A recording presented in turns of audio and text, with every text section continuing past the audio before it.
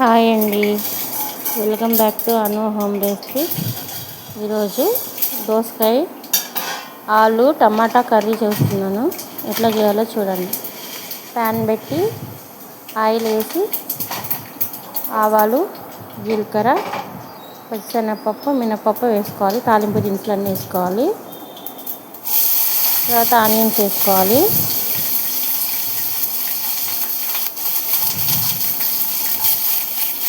కొంచెం కరివేపాకు, రెండు పచ్చిమిర్చి వేసుకోవాలి. ఇది కొంచెం ఫ్రై అవ్వాలి.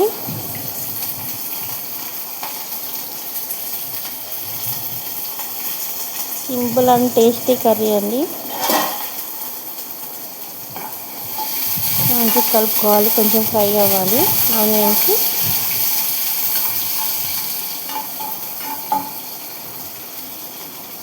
ఆనియన్స్ కొంచెం వేగిన తర్వాత ఇప్పుడు కట్ చేసిన ఆలుగడ్డ వేసుకుందాము.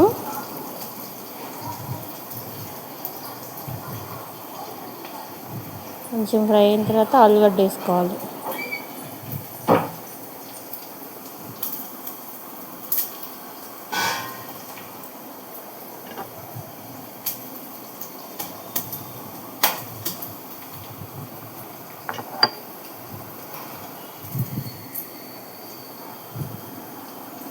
రెండు వెల్లుల్లిపాయలు వేసినామండి.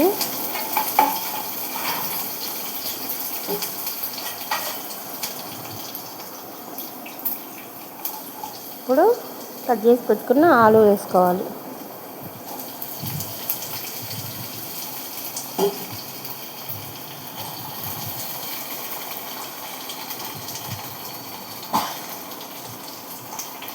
ఆలు వేసుకుని మంచిగా కలుపుకోవాలి.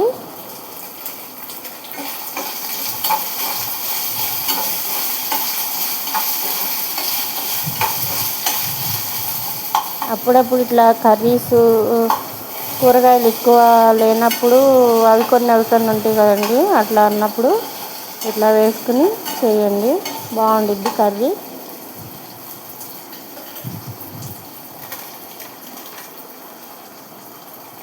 ఇప్పుడు పసుపు వేసుకోవాలి.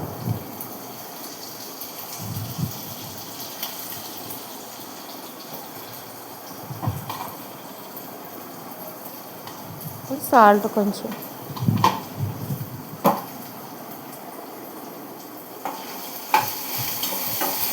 ఇంకా మంచిగా కలుపుకోవాలి.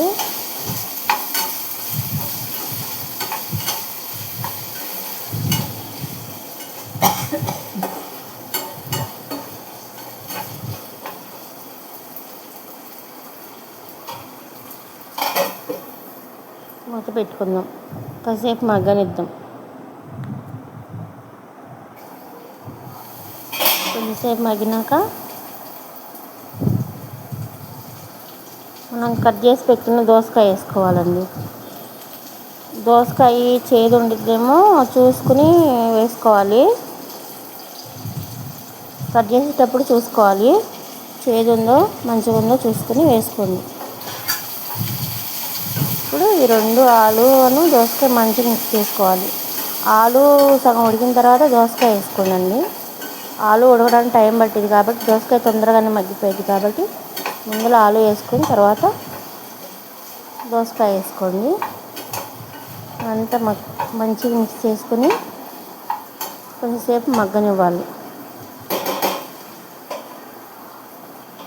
దీనిపైన మూత పెట్టుకుందాం.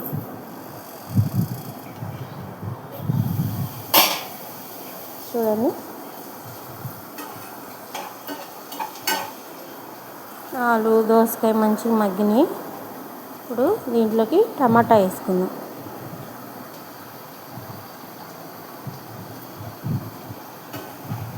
ఇవి కూడా మంచిగా కలుపుకోవాలి.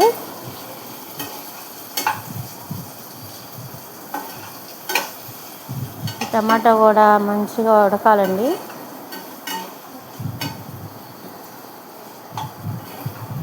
దీనిపైన మంచిగా కలుపుకొని దీనిపైన కూడా మూత పెట్టుకుందాం. కొద్దిసేపు మగ్గనిద్దాము. టమాటా కూడా ఉడికిద్ది కదా.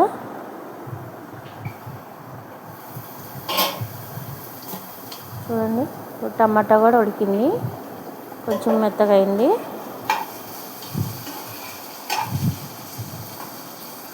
కలుపుకొని మంచిగా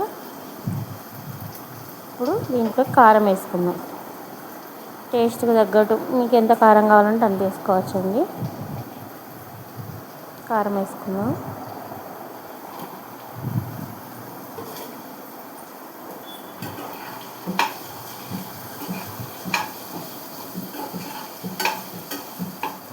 మంచిగా కలుపుకుందాం. ముక్కలకు పట్టేటట్టు కారం మంచిగా కలుపుకోవాలి.